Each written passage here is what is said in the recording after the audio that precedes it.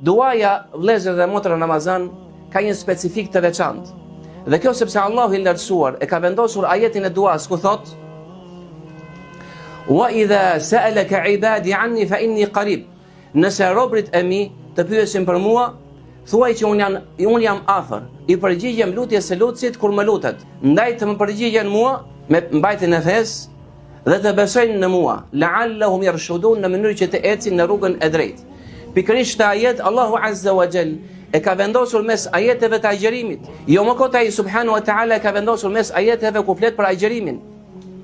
Ku na tregon për mirësinë e agjerimit, ligjërimin e tij, sikur se ka qenë i legjëruar tek popujt e mëparshëm, dhe po kështu na tregon për dispozitave të agjerimit, për udhëtarin, për smurën dhe kështu me radhë. Pastaj flet për ajetin e duas që unë e përmenda.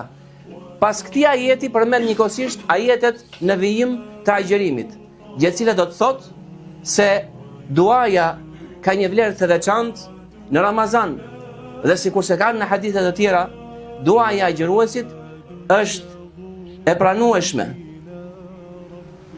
Kjo dua quhet adhurim. Vetë Allahu Azza wa Jall e ka quajtur adhurim kur ka thënë: Zoti juaj ka thënë, lutmuni që t'ju përgjigjem, ata të cilët tregojnë mendjemadhësi ndaj adhurimit tim.